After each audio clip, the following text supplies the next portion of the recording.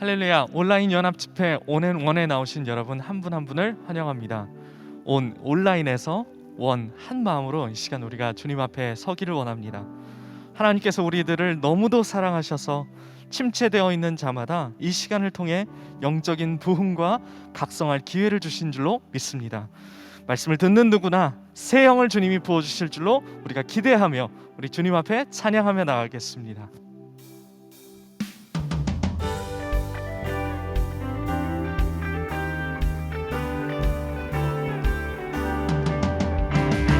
제사자들이여 어서 가서 어둠을 물리치고 주의 진리 모르는 백성에게 복음의 빛 비춰라. 빛의 사자들이여 복음의 빛 비춰라. 죄로워둔 밤 밝게 비춰라. 빛의 사자들 2절입니다. 선한 사역 위하여 힘을 내라. 주 함께 하시겠네. 주의 크신 사랑을 전파하며 복음의 빛 비춰라. 빛의 사자들이여 복음의 빛 비춰라. 죄로워둔 밤 밝게 비춰라. 빛의 주님 부탁하신 말 순종하여 주님 부탁하신 말 순종하여 이 진리 전파하라. 산을 넘고 물 건너 힘을 다해 복음의 빛 비춰라. 빛의 사자들이여 복음의 빛 비춰라. 죄로워둔 밤 밝게 비춰라. 빛의 사자들이여 빛의 사자들이여 복음의 빛 비춰라. 죄로워둔 밤 밝게 비춰라. 다시 한번 빛의 사자들이여 빛의 사자 우리를 복음 전하는 사자들로 삼아주셔서 공비함 가운데 있는 자들이 일어나게 하여 주옵소서. 밝게 비춰라. 마지막으로 빛의 사자들이여 빛의 사자들이여 복음의 빛 비춰라. 죄로워둔 밤 밝게 비춰라. 빛의 사자들이여.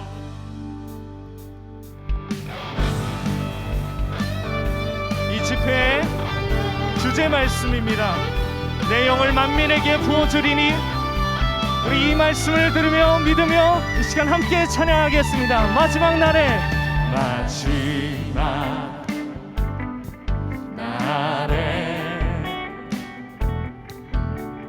내가 나의 영으로 모든 백성에게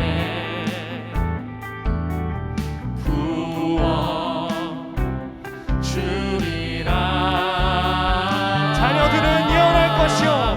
자녀들은 예언할 것이요 청년들은 환상을 보고 아비들은 꿈을 꾸리라. 주의 영이 함 자녀들은 예언할 것이요 청년들은 환상을 보고 아비들은 꿈 주님의 영이 임하면 성령이여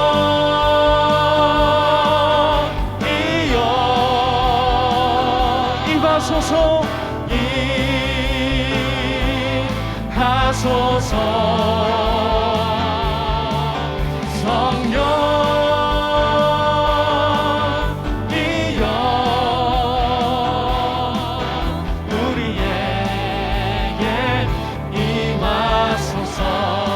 다시 한번 마지막 날에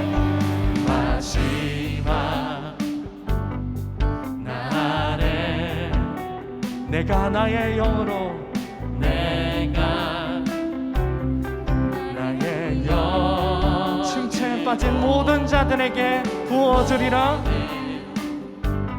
백성에게 부어 주리라. 자녀들은 예언할 것이요 청년들은 환상을 보고 아비들은 꿈을 꾸리라. 주의 영이 하며 자녀들은 예언할 것이고 청년들은 환상을 보고 꿈을 꾸리라.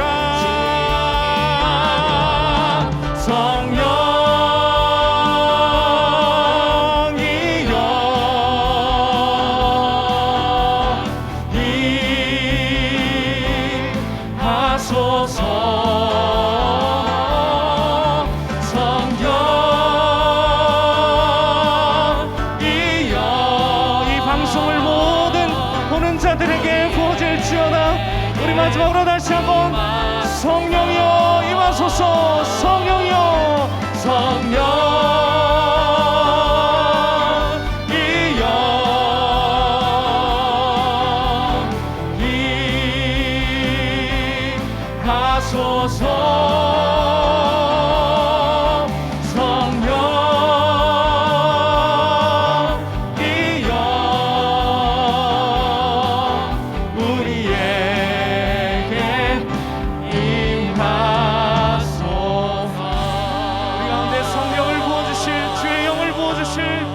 주님을 찬양합니다. 아멘.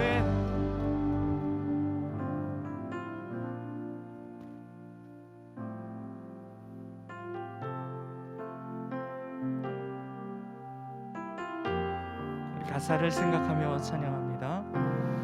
이 세상을 살아가는 동안에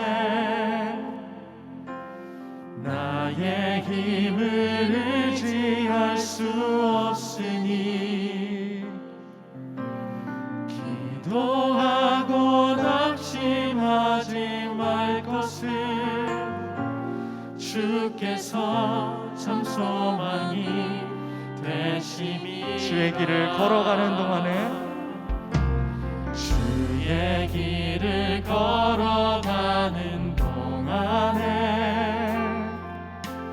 세상의 것 의지할 수 없으니 감사하고 낙심하지 말 것을 주께서 참 기쁨이 되심이라.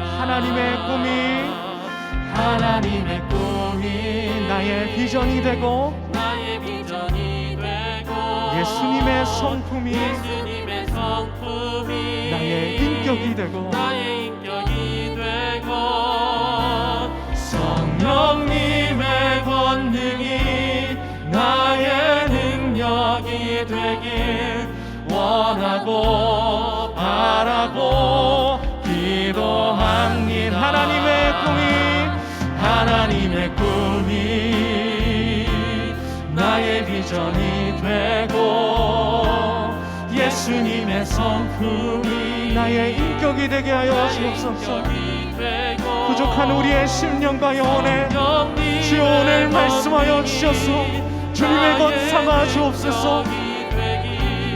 원하고 바라고 우리 마지막으로 하나님의 꿈이 나의 비전이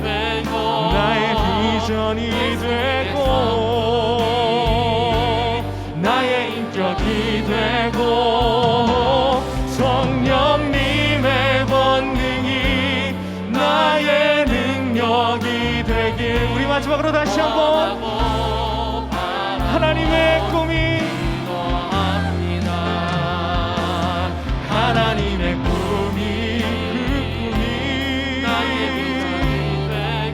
나의 비전이 되고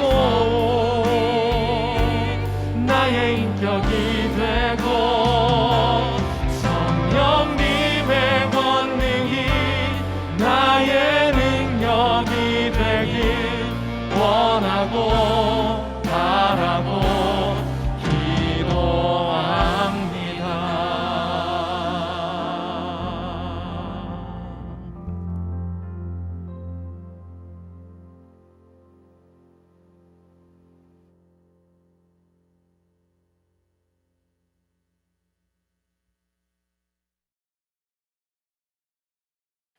주님 감사합니다.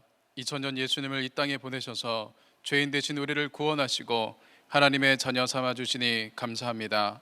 삶의 권세를 이기시고 부활하신 예수님의 부활의 은혜가 승리를 우리에게 주시니 감사합니다. 저희들이 부활절을 기다리며 특별히 고난주간을 지나고 있습니다. 이 한 주간 동안 우리를 위해 고통당하시고 고뇌하셨던, 그러나 묵묵히 십자가를 지시고 사명 감당하셨던 예수님을 묵상하게 하시고 따라가게 하시고 닮아갈 수 있게 하여 주옵소서. 이렇게 오늘은 특별 새벽 기도회로 함께 마음을 모아 주님께 예배드리오니 주여 기뻐 받아 주시옵소서. 축복하여 주시옵소서. 팬데믹으로 힘들고 어려운 때를 지나고 있습니다. 실망하며 낙심하는 이들이 있습니다. 소망을 저버린 이들이 있습니다. 우리의 방법과 계획으로는 안 되는 것을 고백합니다. 오직 참 소망이 되시고 유일한 길이 되신 예수 그리스도, 그분만을 바라보게 하여 주옵소서. 예수님을 바라볼 때 이 상황을 넉넉히 이길 수 있는 능력을 주옵소서. 불못불에 던져진 사드락과 메삭과 아벳느고가 그 안에서 하나님의 아들과 거늘며 살아났던 것처럼 주여 우리도 살아나게 하여 주옵소서. 예수님의 승리가 우리의 승리가 되게 하여 주옵소서. 예수님의 부활이 우리의 부활이 되게 하여 주옵소서. 마지막 때 내 영을 만민에게 부어주리라 하신 주님, 자녀들은 예언할 것이요 청년들은 환상을 보며 아비들은 꿈을 꾸며 성령의 새바람을 이 땅과 이 민족 가운데 부어 주옵소서. 이 시간 말씀을 전하시는 이희성 목사님과 기도회로 인도하시는 양태순 목사님에게 성령의 기름 부어 주셔서 말씀 가운데 주님의 음성을 듣고 우리 영이 살아나고 회복되고 치유되는 시간이 되게 하여 주옵소서. 말씀대로 순종하는 우리의 삶이 되게 하여 주옵소서. 특별히 이 새벽 시간 함께 예배하는 모든 교회와 모든 성도님들에게 찾아주셔서 크신 능력과 하늘의 신령한 복을 허락하여 주옵소서. 병든 자들이 치유함을 받게 하시고 위로가 필요한 자들이 위로받게 하시고 주신 소원을 따라 기도하는 것이 응답받는 은혜의 시간이 되게 하여 주옵소서. 주님, 이 시간 주님께 예배드려오니 홀로 영광 받아 주시옵소서. 흠양하여 주시옵소서. 감사를 드리며 우리 주 예수 그리스도의 이름으로 기도를 드립니다. 아멘.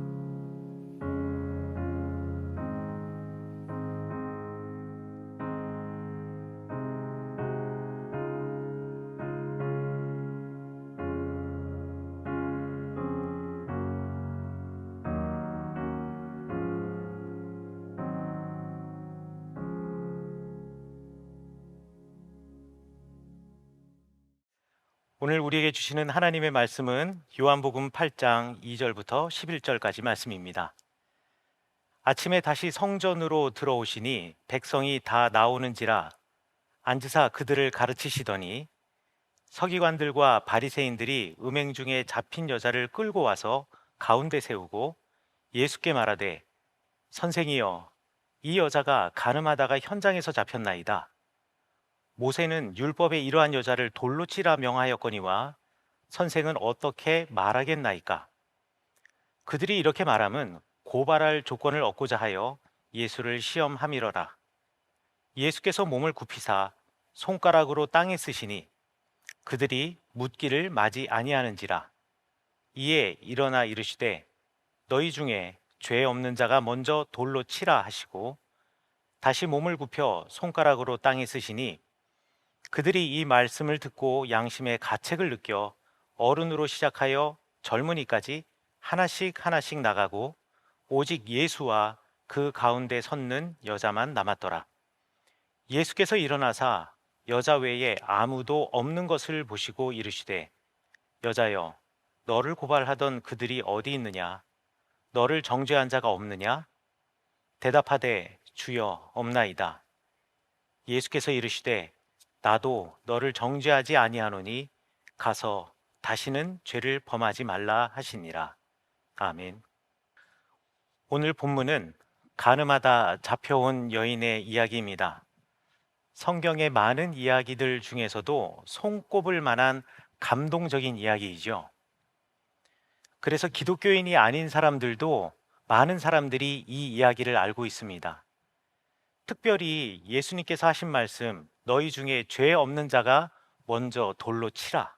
이 말은 너무나 유명해서 때로는 맥락 없이 사람들 사이에서 인용되기도 합니다.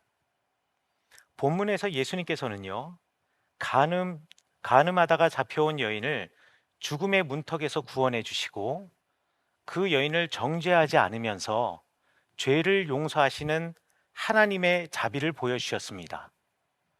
또 간음은 죄라는 것 또한 분명히 말씀하시면서 옳고 그름의 기준은 무너지지 않는다라는 것도 보여주셨습니다. 조금 어려운 말로 하나님의 자비 그리고 하나님의 공의를 동시에 보여주신 이 이야기는 예수님의 수많은 이야기 중에 백미라고 손꼽을 수도 있겠습니다. 그래서일까요? 중세교부 어거스틴은 간음하다 잡혀온 이 여인의 이야기를 은혜를 베푸는 이 예수 그리스도와 그 은혜를 받는 이 여인, 이 두 사람이 펼친 한편의 멋진 드라마다라고 평가하기도 했습니다. 그런데 성경의 내용을 조금 더 한 절 한 절 뜯어보면 어거스틴의 평가보다 더 깊은 주님의 마음을 우리가 읽을 수가 있습니다. 성경 말씀 2절과 5절에서는요, 이 사건의 배경에 대해서 설명하고 있습니다. 예수님께서 성전에 가셨습니다. 그리고 그곳에서 율법을 가르치셨습니다. 주님의 마음을 알려주셨습니다. 그때 서기관들과 바리새인들이 음행하다 잡힌 여자를 끌고 와서는 가운데 세우고 나서 이렇게 고발합니다. 제가 2절부터 5절까지의 말씀을 쉽게 풀어서 말해보겠습니다. 선생님, 이 여자는 간음하다가 현장에서 잡힌 현행범입니다. 율법에서는 어떤 사람이 악한 일을 행했다면 적어도 두 사람의 증인이 있어야 된다라고 하는데 이 여인에 대해서는 그런 증인도 필요 없습니다. 왜냐하면 간음하는 자리에서 잡혔거든요. 모세의 율법에는 이러한 여자를 돌로 치라고 명하는데 선생님은 이 여인을 어떻게 하는 것이 맞다고 생각하십니까? 2절과 5절에서 말씀하시는 이 사두개인과 바리새인들의 질문이 바로 이것입니다. 여기까지는요, 상황 설명입니다. 그런데 벌어진 사실에 대해서 이야기를 하고 있는데 이 여자가 예수님께 예수님, 아니에요. 억울합니다. 저 그런 적 없어요. 라는 말을 하지 않습니다. 그런 걸로 보아서는 정말 이 여인이 간음을 한 것이, 악을 행한 것이 맞는 듯 하기도 합니다. 모세의 율법이 매우 엄격하게 해석되고 적용되던 당시 예수님의 사회에서 이 여인에 대한 판결은요, 다시 생각할 여지 없이 이것은 무조건 사형입니다. 더 구체적으로 레위기 20장 10절과 신명기 22장 22절에서는 이러한 사람을 돌로 쳐 죽이라고 명령하고 있으니 더 구체적으로 말해서 돌로 쳐 죽이는 사형이 분명합니다. 이것을 서기관과 바리새인이 모를 리가 없겠죠. 서기관과 바리새인들은 그 누구보다도 율법을 잘 아는 사람들이었고 이스라엘 사람들 앞에서, 유대인들 앞에서 그 율법을 가르치는 자리에 있는 사람들입니다. 그러니 이 사람들이 이것을 모를 리가 만무합니다. 그럼 죄도 분명하고 그 처벌 규정도 너무나 분명한 이 사실을 굳이 왜 예수님께로 찾아와서 물었을까요? 6절을 보니까 예수님을 궁지에 내몰려고 그랬던 것이랍니다. 6절에 이렇게 기록되어 있죠. 그들이 이렇게 말함은 고발할 조건을 얻고자 하여 예수를 시험함이로라. 도대체 이 상황이 예수님을 어떤 식으로 곤란하게 만들 수 있는가에 대해서는 여러 가지 설명이 있는데 그 중에 하나를 제가 여러분에게 소개해 드리려고 합니다. 예수님 당시 유대인들의 자치적인 사법 기구가 있었습니다. 산헤드린이라고 불리는 기구인데 우리말 성경에는 공회라고 번역이 되어 있습니다. 로마의 황제는요, 원칙적으로 이 유대인 공동체를 이분화시켰습니다. 그러니까 정치와 행정에 관한 문제는 로마의 사법기구에서 다루게 하였고, 유대인들의 종교의 문제에 대해서는 이 산헤드린, 유대인들의 자치 사법기구에 맡겨서 처리하는 통치를 이 로마 사람들이 이스라엘 땅에서 유대인들에게 허락하였습니다. 그런데 이렇게 이분화된 통치 체계를 지키다 보니까 한 가지 문제가 생겼습니다. 공회, 그러니까 산헤드린이 유대교의 율법을 따라서 사형을 언도하고 집행할 권리를 갖게 된 것이죠. 그래서 종종 이것이 문제가 되기도 했습니다. 그래서 주후 약 30년경에 로마의 황제는 이 유대인들이 가지고 있었던, 산헤드린이 가지고 있었던 사형을 언도하고 그것을 집행할 권리를 박탈하였습니다. 이런 시대적 배경을 이해한다면 사두개인들과 바리새인들이 가늠하다 현장에서 잡힌 여인을 예수님께로 데려와서 예수님을 어떤 식으로 궁지로 몰아넣으려고 한지를 우리가 추측할 수가 있습니다.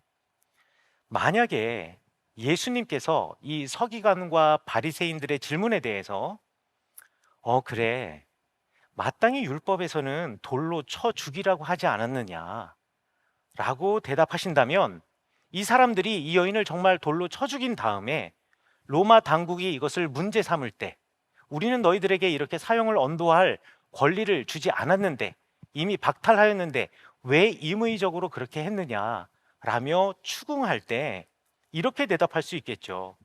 우리는 다 알고 있습니다. 그런데 우리 공동체에 대단히 영향력이 있는 랍비 예수라는 사람이 있는데 그 사람이 선동을 해서 이 여인을 돌로 쳐 죽이라고 부추겼어요. 그래서 우리가 어떻게 말려볼 길이 없었습니다 라고 하면서 예수님을 궁지로 내몰 수 있는 가능성이 생기는 겁니다. 또 만약에 예수님께서 그 여인에 대해서 연민의 마음을 가지고 뭘 그렇게까지 하니, 이 여인을, 이 죄를 용서해라 라고 말한다면 말이죠, 모세의 율법과 유대인의 전통을 거스른 사람으로 유대인 공동체에서 사회적으로 매장시킬 수도 있습니다. 그러니까요, 서기관들과 바리새인들의 입장에서는 예수님이 어떤 대답을 하시던 간에 그것을 엮어서 예수님을 궁지로 몰아넣을 수 있는 나름대로 묘수를 찾아낸 것이 바로 이 간음한 여인을 주님 앞에 데려와 세운 것입니다.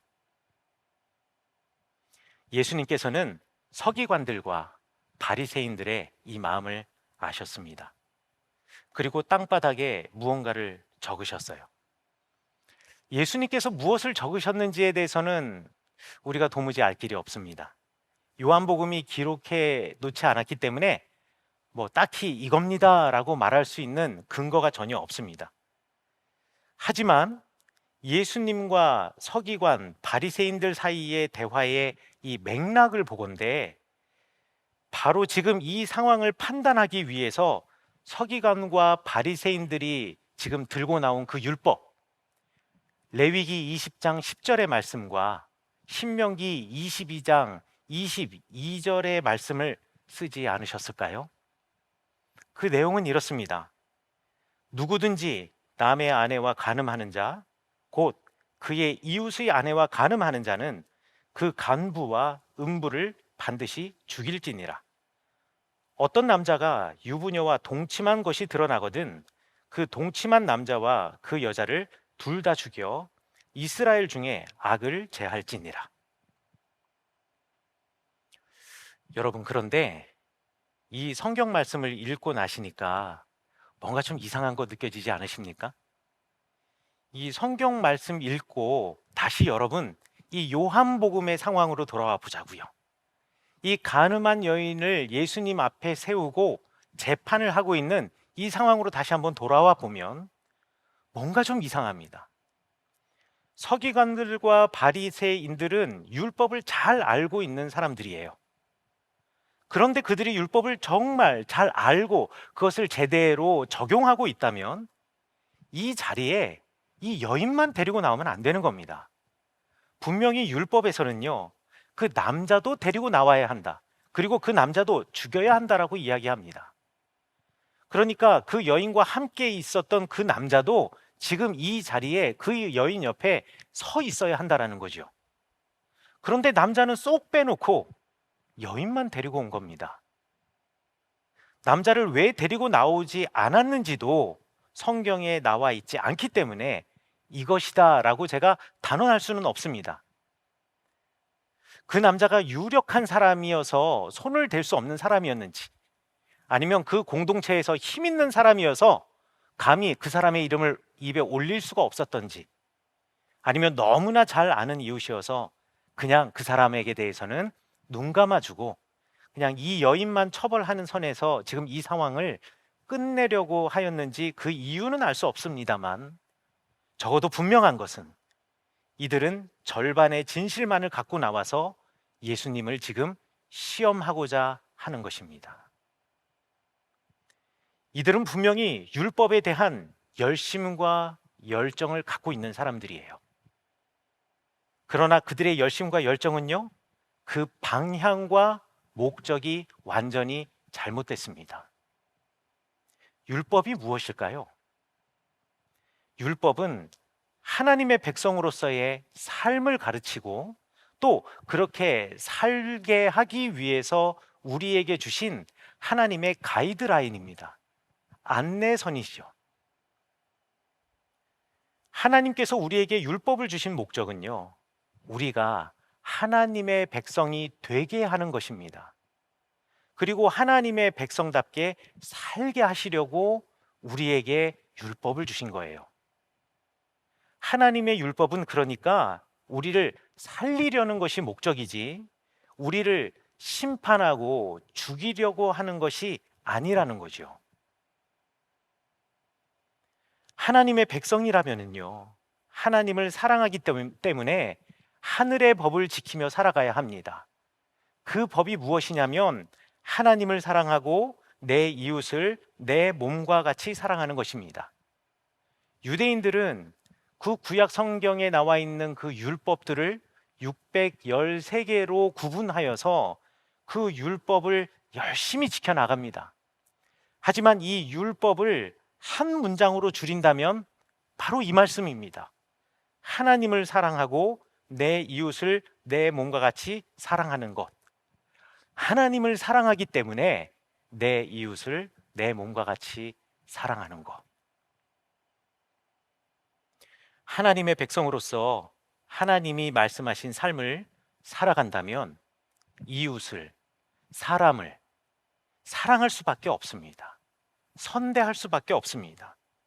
그리고 만나는 모든 사람들을 어떻게든 하나님의 백성으로 삼아야 했기 때문에 그 사람에게 다가가고 긍휼한 마음을 가질 수밖에 없는 거예요. 그러나 서기관들과 바리새인들의 그 율법은 이웃을 베는 칼이었습니다. 그것도 자신들의 상황에 따라서 여인에게는 아주 예리하고 날카로운 칼이었고요, 자기들과 관계 있는 남자에게는 뭉툭하고 이빨 빠진 칼이었습니다. 예수님은 그런 서기관들과 바리새인들의 마음을 아셨습니다. 예수님께서는요, 또 여인의 딱한 사정, 그리고 여인의 마음도 아셨습니다. 이 여인은요, 예수님께서 직접 물어보기 전까지 지금 사람들이 비난하고 이 여인을 정죄하고 있는데 단 한마디도 변명을 하지 않았습니다. 아니, 변명하지 못했을 겁니다. 공정하지 않은 저울에 자기를 매달아 놓고 자기만을 비난하는 사람들, 그 사람들에 대해서 내 마음속에 분노하는 마음은 있지만 그럼에도 불구하고 자기도 분명히 잘못한 것이 있고 또 억울함을 토로하자니 이 공동체 내에서 내가 그럴 만한 처지에 있는 사람도 아닌 거죠. 그러니 어쩔 수 없이 침묵할 수밖에 없었습니다. 그런데에다가 사람들은 이 여자를 데리고 와서 왜 이 여자가 이런 상황에 놓이게 되었는지 신문하지도 않았고, 아니 그 여인의 개인 사정에 대해서는 관심도 갖지 않았습니다. 그들의 눈에는요, 이 여인은 그냥 내가 마음대로 재단할 수 있고 그저 율법을 어긴 공격의 대상이었을 뿐이에요. 그러나 예수님은 누구에게도 말할 수 없고 또 누구도 이해할 수 없는 그 여인의 깊은 슬픔을 아셨습니다. 그 여인의 상처투성이 마음을 주님께서는 이미 아셨습니다. 서기관과 바리새인들이 계속 예수님께 재촉하면서 이 여인을 어떻게 해야 하냐고 묻자 마침내 7절에서 우리 주님께서 이렇게 대답하십니다. 너희 중에 죄 없는 자가 먼저 돌로 치라. 너희 중에 죄 없는 자가 먼저 돌로 치라. 여러분, 간음만 죄인가요? 여러분, 간음만 죄일까요? 율법을 주신 하나님의 마음에는 관심이 없고 오직 그 글자에만 얽매여 사는 것, 사실 이게 죄입니다. 율법으로 사람을 살리지 않고 그 율법으로 사람을 죽이는 것, 여러분 이게 죄입니다. 율법을 온전히 적용하지 않고 자기 입맛대로 적용하는 것, 여러분 이게 죄입니다. 그러므로 여인을 돌로 쳐 죽이기 위해서 끌고 나온 그들 모두가 죄인입니다. 너희 중에 죄 없는 자가 먼저 돌로 치라, 이렇게 말씀하신 예수님의 말씀은 그래서 힘이 있었습니다. 왜냐하면 그 자리에 있는 모두가 죄인이었기 때문입니다. 그래서 9절에서는 사람들이 어른으로부터 시작해서 젊은이들까지 하나씩 하나씩 돌아갔다고 이야기를 하고 있지요. 사람들이 모두 돌아간 후에 예수님이 여인 앞에 섰습니다. 그리고 10절과 11절에서 이렇게 말씀하십니다. 여자야, 너를 고발하던 그들이 어디 있느냐? 너를 정죄한 자가 어디 있느냐? 여기서 비난하다, 정죄하다라는 의미를 가진 신약 성경 그리스어 카타크리노에 대해서 제가 잠시 설명하려고 합니다.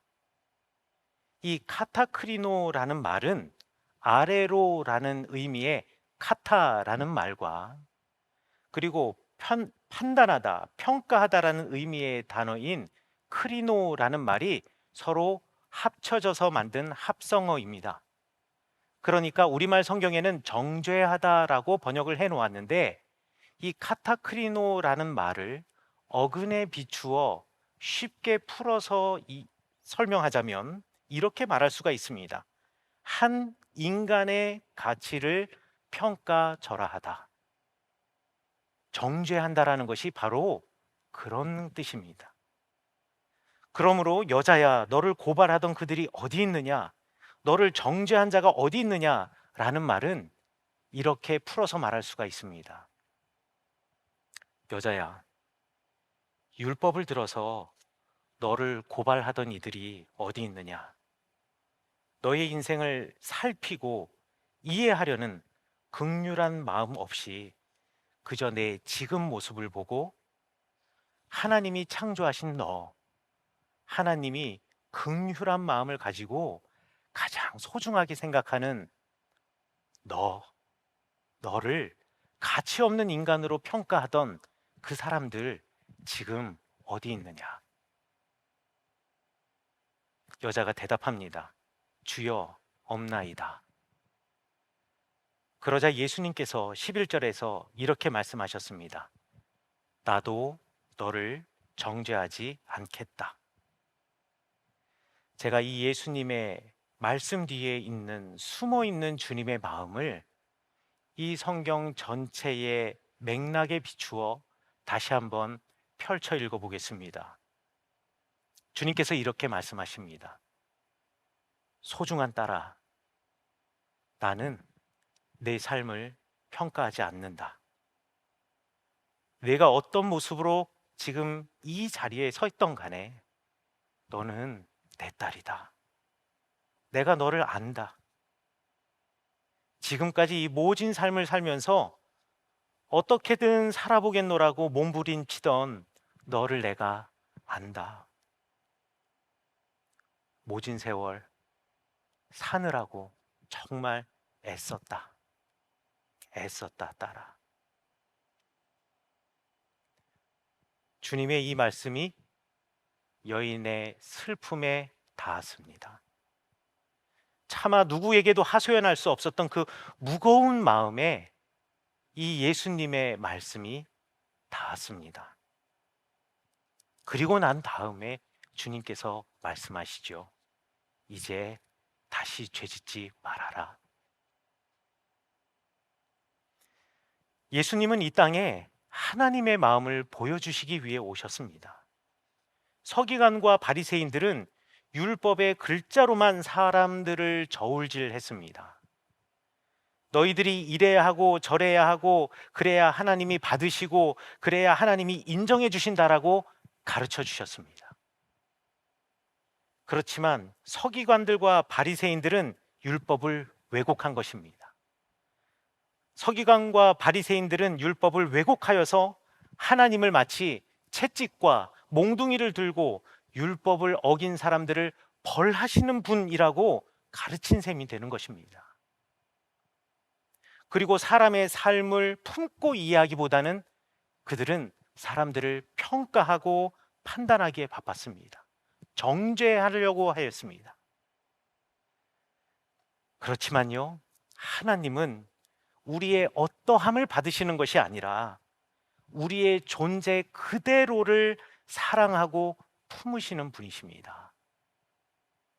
그것이 아버지의 마음입니다. 그래서 예수님께서 말씀하시는 겁니다. 내 마음은 그렇지 않다. 나는 율법으로 너를 평가하는 이가 아니다. 너희들을 이해하고 품고 어떻게든 나의 백성을 만들려고, 어떻게든 내 자녀로 만들려고, 삼으려고 내 온 마음과 사랑을 쏟아붓는 나는 너의 하나님이다. 요한복음을 기록한 요한 선생님은 이 이야기를 통해서 바로 이런 하나님의 마음을 알려주시려고 하셨던 겁니다. 고난주간에 우리도 주님 앞에 섰습니다.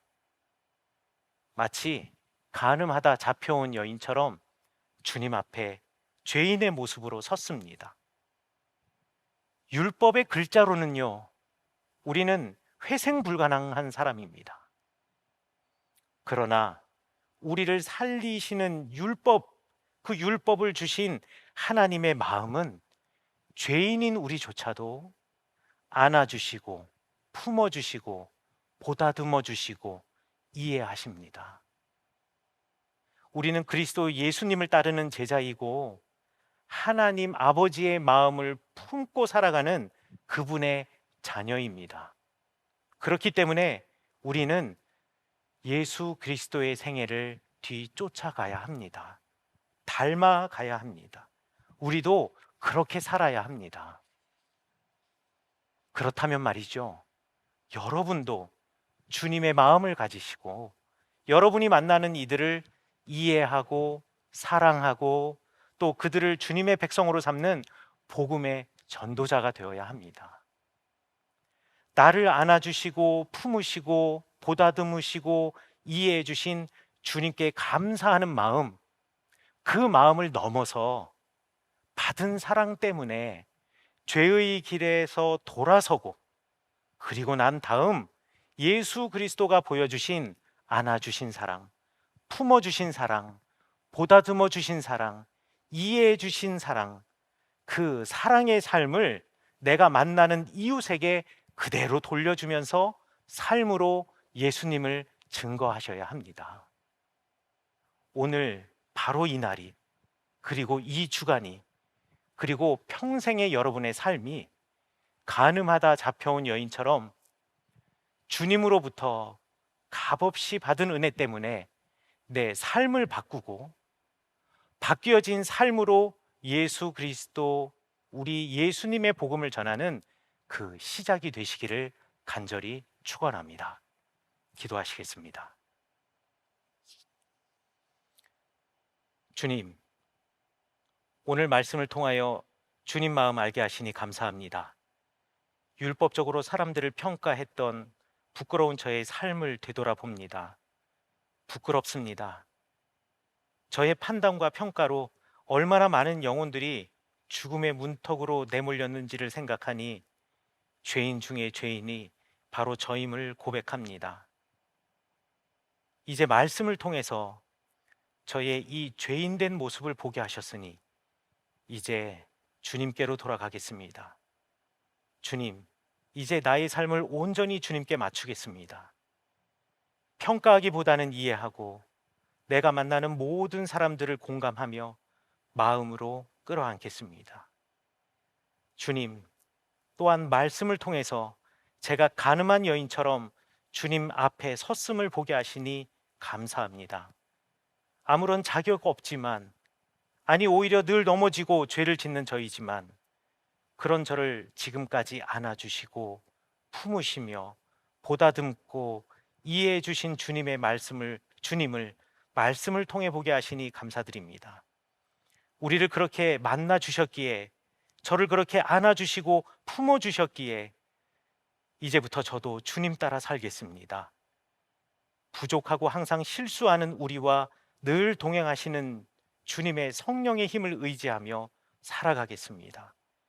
항상 우리 곁에서 나를 지켜보시며 넘어질 때마다 일으켜 세우시고 응원하시는 주님께 감사하며 하루하루를 새롭게 살겠습니다. 나를 찾아와 주신 주님과 주님의 복음을 삶으로 전하며 살겠습니다. 도와주시옵소서. 예수님 이름으로 기도합니다. 아멘. 귀한 하나님의 마음을 이 시간 우리에게 알려주셨습니다. 우리 두 번 이어서 기도할 텐데요. 우리 첫 번째 기도 제목은 하나님의 말씀으로 다른 사람을 평가하기보다 이제는 나의 삶에 적용하게 하여 주옵소서. 하나님의 말씀이 나에게 주신 말씀이고 그 말씀대로 살기를 원하셔서 보내신 귀한 생명의 말씀인 줄로 믿고 말씀을 적용하며 살아가게 하여 주옵소서. 이 시간 다 같이 통성으로 기도하겠습니다. 할렐루야. 은혜로우시고 자비로우신 아버지 하나님, 오늘 귀한 하나님의 말씀을 들려주시니 감사합니다. 예수님의 마음을 우리에게 들려주시니 감사합니다. 주님, 지금까지 하나님의 말씀을 가지고 다른 사람을 정죄하고 평가하고 하나님 그렇게 잘못된 길로 나갔음을 깨닫게 하시니 감사합니다.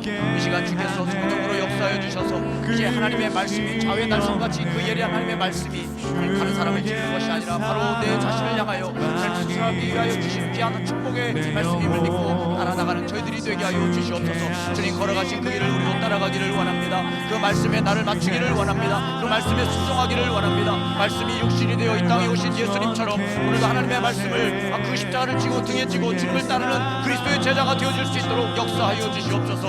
하나님 역사해 주셔서 이제 고난주간을 통하여 또한 이 귀한 부활주를 준비하며 나가는 가운데 하나님 모든 그리스도인들이 주의 주님이신 거룩한 십자가를 지고 그 순종의 십자가를 지고 주님의 뒤를 따라가는 가운데 하나님의 나라와 하나님을 위하여 기하기 쓰임받는 저희들 되게 하여 주시옵소서. 두 번째로 이제는 우리 이웃의 삶을 이해하고 또 품어주며 예수님의 사랑으로 구원하는 삶이 되기를 기도하십시다. 주님, 땅끝까지 복음을 전파하라 하신 주님의 말씀을 따라 오늘 이 사랑으로, 예수님의 사랑으로 복음을 전하는 저희들이 되게 하여 주옵소서. 성령을 충만하게 부어 주옵소서. 다같이 통성으로 기도하겠습니다. 자비로우신 아버지 하나님, 귀한 전도의 사명을 우리에게 주셨습니다. 하나님이여, 이제는 영혼을 듣고 하나님 그들을 이해하고 아버지 그들에게 예수님의 사랑의 구원의 손길을 내미는 저희들이 되어질 수 있도록 인도하여 주시옵소서. 그들의 삶을 이해하게 하여 주시고 그들의 삶을 품어줄 수 있게 도와주시옵시고, 돌아온 탕자를 주님께서 아버지께서 놀랍게 품어주신 것처럼 하나님 우리도 품고 사랑으로 격려해주고 은혜주고 아버지 끌어주는 저희들이 되어줄 수 있도록 인도하여 주시옵소서. 오늘 우리가 주의 복음을 담대하게 증거하기를 원합니다. 주의 사랑으로 증거하기를 원합니다. 그 사랑에 아버지 우리가 여기까지 왔사오니 아버지께서 이제 주시는 그 사랑을 힘입어서 다른 사람을 품어주고 이해해주고 격려해주며 이끌어나가 하나님의 사랑으로 세워나가는 저희들이 되어줄 수 있도록 인도하여 주시옵소서. 이 하나님의 대한 사랑과 그러니까 이웃에 대한 사랑, 아버지 주님이 꿈꾸셨던 그 마음을 깨닫게 하시니 감사합니다. 하나님은 온전히 하나님을 사랑하고 또 그 사랑을 가지고 이웃을 사랑으로 말미암아 하나님 앞에 영광 돌리며 나가는 저희들이 되게 하여 주시옵소서. 모든 것 감사하며 예수님. 자비로우신 주님, 저희들의 삶을 이해해 주시고 품어 주시고 용서해 주시고 격려해 주셔서 오늘 여기까지 올 수 있었습니다. 이번 사순절기를 통해 주님이 우리를 사랑해 주신 같이 우리도 이웃을 사랑하게 하셔서 복음으로 사람을 살리고 하나님 나라 백성으로 구원하는 전도인의 삶을 살게 하여 주옵소서. 이번 온앤원 사순절 집회를 통해 큰 은혜 받게 하여 주시옵소서. 주님의 뒤를 따라가게 하여 주옵소서. 말씀대로 살게 하여 주옵소서. 감사드리며 예수님의 이름으로 기도드립니다. 아멘.